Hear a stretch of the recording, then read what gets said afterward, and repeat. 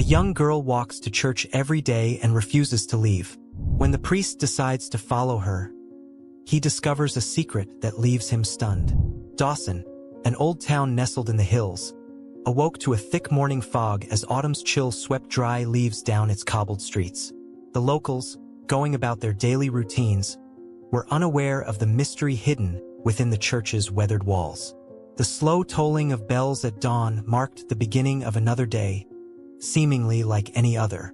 But for Father Thomas, this day was anything but ordinary. For weeks now, the girl with sad, dark eyes had been appearing at church each morning. Young Emily, barely 11, had become a constant yet unsettling presence in the parish. She arrived at dawn, her small figure hunched under an oversized coat, her footsteps barely audible in the empty church. She never spoke to anyone, nor did she smile. She simply walked to the first pew in front of the altar, sat down, hands clasped tightly together as though in prayer, though her lips remained closed. Father Thomas, who had served in the parish for over a decade, had never seen anything like it. Initially, he thought the girl sought comfort, perhaps divine guidance for some recent loss. It wasn't unusual for people, even children, to come to the church during times of sorrow. But there was something unsettling about Emily's gaze, the way her eyes stayed fixed on the wooden cross hanging over the altar, as though awaiting a message, a word only she could understand. Each day, after morning mass, the church gradually emptied. Parishioners left with their usual murmurs, and Father Thomas returned to his daily tasks. But Emily remained, ignoring farewells, oblivious to the conversations swirling around her. She seemed to exist in a bubble of solitude, unreachable even by the kindest townsfolk, who had started to notice her behavior. The older ladies, ever observant of the goings-on around them, soon began whispering about the girl. They chatted in the market, at street corners, under archways, remarking on how the youngest child of the Parkers, orphaned just a year ago, spent her days before the altar, as if life were something no longer hers. Some speculated she'd lost her mind. Others said she was praying for her parents, who had died in a car accident, to be released from purgatory. "It's strange, isn't it?" said Mrs. Angela to her neighbor one day as they left the church. "So young, yet with such deep sorrow. Something must have happened to her."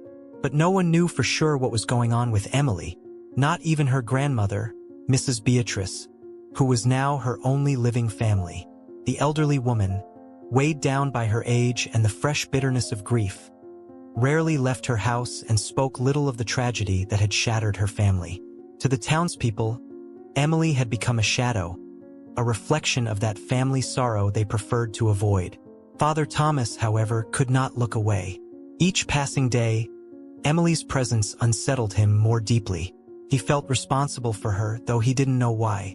Perhaps it was his duty as a priest, or perhaps there was something in her hollow gaze that reminded him of his own childhood, of the dark days when death lingered around his home, and he, as a young boy, had sought refuge in vain in the church. Whatever it was, he decided to reach out to Emily and offer his help. But each time he tried, she closed herself off even more. One Friday afternoon, after evening mass, he decided to try again. The pews were empty, and the last rays of sunlight filtered through the stained glass, casting warm hues across the church's cold interior. Emily, as always, was in her place, so still that her breathing was almost imperceptible. "Emily," Father Thomas called, standing at a respectful distance. "May I sit with you?" The girl didn't respond. Her eyes remained fixed on the altar, as though the priest's words hadn't reached her. He took a few steps closer, his robe faintly brushing against the stone floor. Sitting beside her carefully, he tried not to invade her space. "I know you're going through something very hard," he continued, keeping his voice as gentle as possible. "You don't have to carry it all alone, Emily. I'm here to help if you need." Emily blinked slowly but did not look at him. There was something about her that made him increasingly uneasy, as if she were trapped far away, caught in a trance she couldn't escape. "Sometimes, pain can make us feel like we're alone," Father Thomas continued, though he sensed his words only scratched the surface. "But we aren't. God is always with us, and we are here with you, too." Suddenly, the girl spoke. It was a whisper so faint the priest almost missed it. "I can't break the promise," she said, her voice trembling with an emotion he couldn't fully identify. "I can't, or everything will get worse." Father Thomas's heart skipped. What promise? What was she talking about? Before he could ask, Emily abruptly stood and ran out of the church, her small footsteps echoing across the stone floor like a sound of desperation. He watched her disappear through the large doors, a sense of bewilderment settling over him long after the sun had set. That night, Father Thomas couldn't sleep. He sat in the shadows of his study, surrounded by the parish library's books, Emily's image lingering in his mind. What promise was she keeping? What could drive a young girl into such despair? He knew something darker lurked behind her words, something even faith couldn't easily unravel. And so he made a decision. He had to do something. He couldn't sit back and watch Emily collapse under the weight of her silence. With the determination of one who knows he's about to confront an uncomfortable truth, Father Thomas resolved to speak with Mrs. Beatrice the next day. Emily couldn't bear this burden alone, and he had to uncover the truth behind her silence. Something terrible was haunting Emily, and he was determined to find out what it was, even if it meant facing his own fears. Dawson awoke to yet another morning, witnessing once more Emily's return to the church. She had fled the day before, leaving Father Thomas full of worry and questions. But her return to the sanctuary was no surprise. It was as if something compelled the girl back to the altar, to the figure of the crucified Christ. From the sacristy, Father Thomas watched her faltering steps, her lost gaze, and her small body wrapped in the heavy silence that seemed to follow her everywhere. She'd taken her usual place in the first pew, still as ever, though something was different today. Her posture was more rigid, as though an internal struggle was consuming her. Father Thomas knew he could no longer stand by as a mere observer. He'd decided the previous night, in the solitude of his study, that he had to act. Emily couldn't remain lost in the darkness of her silence. That morning, he resolved to speak with Mrs. Beatrice, Emily's grandmother. The elderly woman was her only family, and though she rarely left her house, she had to have some answers. What did she know of the promise Emily had mentioned? What burden was weighing on the girl's shoulders? With a sense of unease, Father Thomas braced himself for a difficult conversation. Since Emily's parents had passed, her grandmother had become completely reclusive. The path to Mrs. Beatrice's house wasn't far, but to Father Thomas, each step felt as though it drew him deeper toward a truth that could change everything. The cold autumn wind swirled dry leaves around his feet, as if nature itself were whispering warnings. Finally, he stopped before the modest Parker home. The small house, with its white walls and time-worn windows, looked as tired as the woman who lived inside. He knocked gently on the wooden door. After several moments, he heard the sound of slow footsteps from within. The door opened to reveal Mrs. Beatrice, who seemed to have aged a decade since he'd last seen her. Her white hair was disheveled, her eyes dark and sunken, yet still retaining a glimmer of clarity. "Father Thomas," she greeted, her voice laden with weariness and something else he couldn't quite identify. "Mrs. Beatrice, I apologize for the early visit, but I need to talk to you about Emily," he said, striving to keep his tone soft. She gestured for him to come in. He noted how the inside of the house reflected its owner's state. Dusty, dark, with old furniture seemingly abandoned to time. The table in the center of the small room was cluttered with crumpled papers and scattered items, as if life had ceased to flow in that place since the tragedy. They sat on a worn-out sofa, facing a closed window that let in no sunlight. The silence in the house was thick, oppressive, and Father Thomas couldn't help but feel the presence of lingering sorrow. "Emily," he began, choosing his words carefully. "I know it's been hard on her since her parents passed, but there's something more, something that's consuming her, and I think it has to do with a promise. She mentioned it herself, though I don't know what she meant. I'm very worried, Mrs. Beatrice." The elderly woman closed her eyes for a moment, as if the weight of his words was too much to bear. Then, slowly, she spoke in a barely audible voice. "The promise," she echoed. She hasn't spoken about it to me. I didn't know. Father Thomas noticed her hands trembling. Something was wrong. Perhaps she wasn't fully aware of everything. But there was a truth hidden beneath her fatigue and sorrow. She must be carrying something heavy, he said, trying to stay calm. Maybe something that happened before the accident. Or that night. Something that makes her feel responsible. Mrs. Beatrice sighed deeply. Her eyes filled with an unbreakable sadness. That night, her parents argued. She finally revealed, her voice fading with each word. They argued over something important. It was a promise they made. Not to Emily, but to each other. Father Thomas frowned. A promise between Emily's parents? The mystery deepened with each new detail. I don't know exactly what happened, she continued. Emily was very close to her father, and I believe that night, something in their argument affected her deeply. But I don't know what he might have said, or what's making her carry this burden. Her words lingered in the air, the echo of an incomplete story. Father Thomas felt they were getting closer to something crucial, though he still didn't have enough pieces of the puzzle. I need to talk to her, the elderly woman said suddenly. But she doesn't talk to me, Father.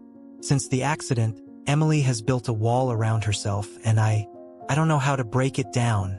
The priest felt the pain in her voice, understanding that Emily's isolation affected more than just herself. It was also tearing apart those around her. Emily's silence weighed heavily on her grandmother, too. Father Thomas knew the solution wouldn't be simple, but he sensed the key was in understanding what had happened that night. I'll speak with Emily again, he assured the grandmother, rising.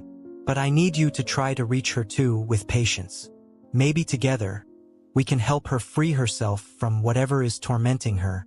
Mrs. Beatrice nodded slowly, but her face showed little hope. To her, Emily had become a ghost, a shadow that barely moved between the walls of the house and the church, lost in a world the grandmother could not reach. As Father Thomas left the house, the gray sky over Dawson seemed to mirror the weight of that morning's revelations. He felt he was closer to understanding the source of Emily's anguish, but he also knew he had to proceed with caution. The girl was in a fragile state, and any wrong move could cause her to withdraw even further into her pain. The wind blew stronger as he walked back to the church. The sound of the noonday bells echoed in the distance, while the town continued its ordinary life, unaware of the emotional storm surrounding Emily and her grandmother. Entering the sanctuary, he saw the girl still in her usual place, motionless before the altar. He sat on the pew behind her, observing her in silence for a moment. Then, in a gentle voice, he spoke her name. Emily. This time the girl didn't run. She slowly turned her head, and her dark eyes, filled with overwhelming sadness, met the priest's. In that moment, Father Thomas knew that the next step couldn't be forced. Emily wasn't ready to tell him everything, but at least she had begun to respond, and that, though small, was a step forward. Yet, he couldn't shake the feeling that time was running out, and that something terrible was about to be revealed. Father Thomas couldn't shake the image of Emily from his mind all day. The girl's eyes, brimming with endless sorrow, seemed to hold more than the simple grief of losing her parents.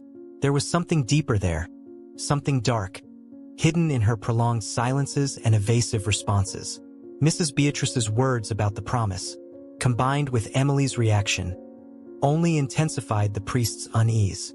That night, as the town of Dawson settled into the quiet of the early hours, Father Thomas walked alone through the empty church. Candles flickered in the cold draft that slipped through the windows, casting restless shadows along the stone walls. In his mind, Emily's face appeared again and again. He knew he couldn't ignore what he had heard that morning.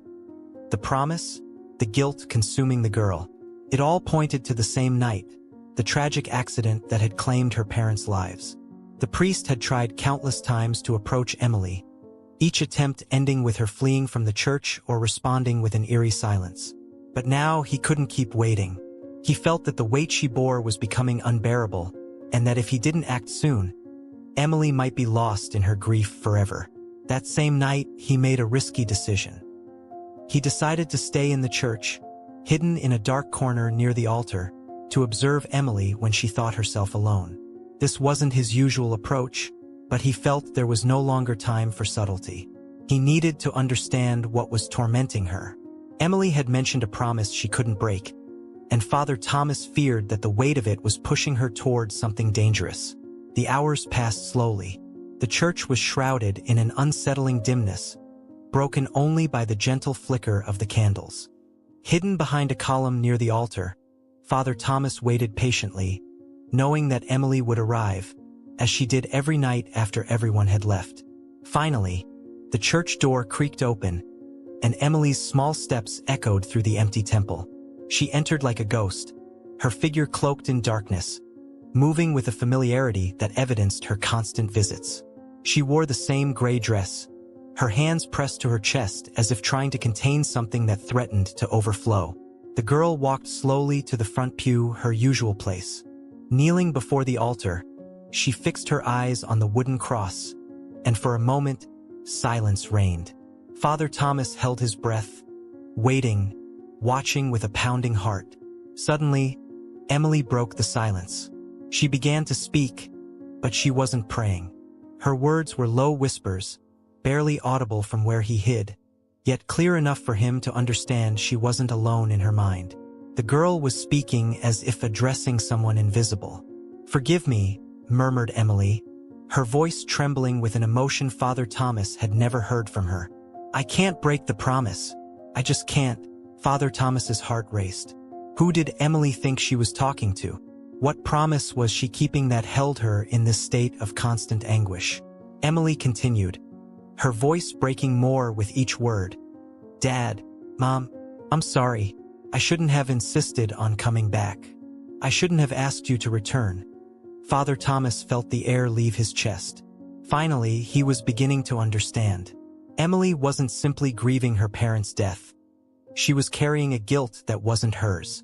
She was blaming herself for the accident. "If I hadn't insisted, if we'd waited just a little longer, you'd be here," she sobbed, her hands gripping the edge of the pew before her. "It's my fault." A wave of compassion and despair washed over Father Thomas. Emily was trapped in a spiral of guilt, destroying herself. The accident that took her parents hadn't been merely a tragedy to her. It had become a condemnation she believed she had caused. That was why she kept coming to the church, trying to atone for a guilt no one else saw, a guilt that existed only in her broken heart. The priest knew in that moment he had to intervene. He couldn't let Emily continue to believe she was responsible for her parents' death. Without further hesitation, he rose from his hiding spot and walked toward her, his steps soft but resolute. "Emily," he called in a low voice, firm enough for her to hear. Emily startled. Realizing she wasn't alone, she jumped up, her eyes wide with panic. She backed away several steps, like a frightened animal, her breath quickening. "No," she stammered, her eyes darting around for an escape. "No, you can't be here." "Emily, please listen," said Father Thomas, raising his hands in a gesture of peace. "I'm not here to scare you. I just want to talk." "No, you can't," she repeated, becoming more and more agitated. Her eyes filled with tears, and before the priest could get any closer, she turned on her heel and ran out of the church.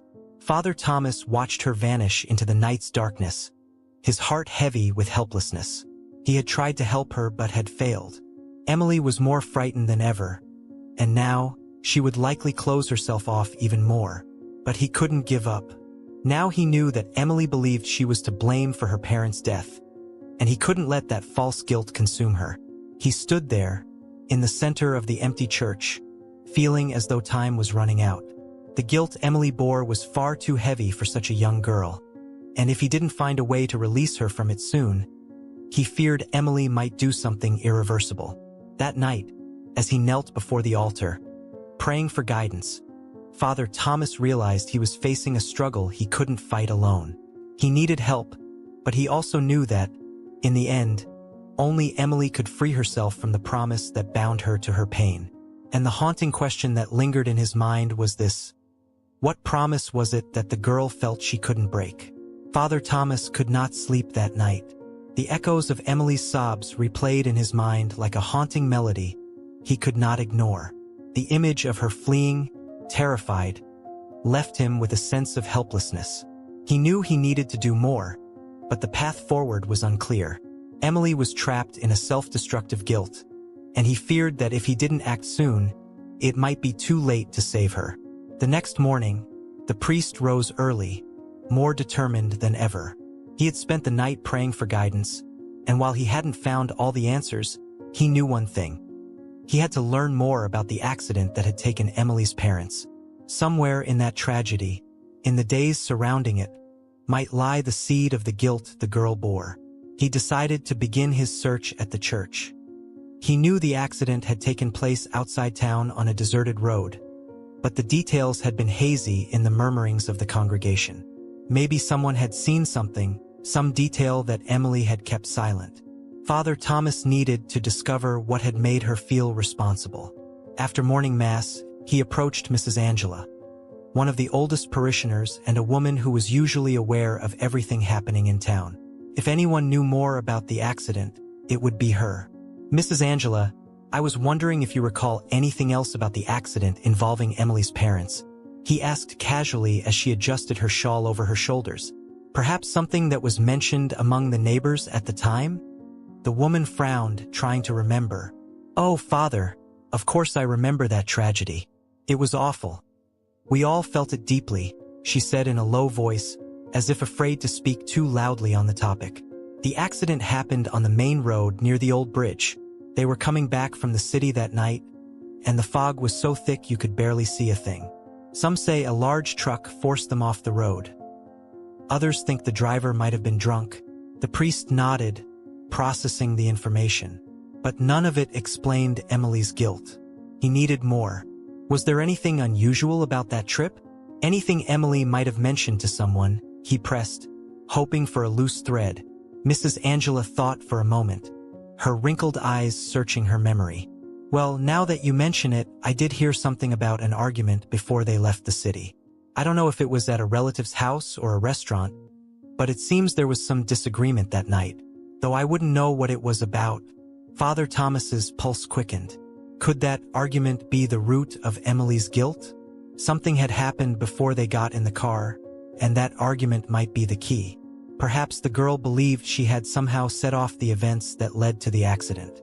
Thank you, Mrs. Angela, said the priest with a slight, forced smile. This may be important in helping Emily. Without wasting time, Father Thomas returned to the church, determined to wait for Emily once more. He knew she would come, as she always did, at the end of the day. This time, however, he wouldn't hide. He had to find a way to reach her without frightening her.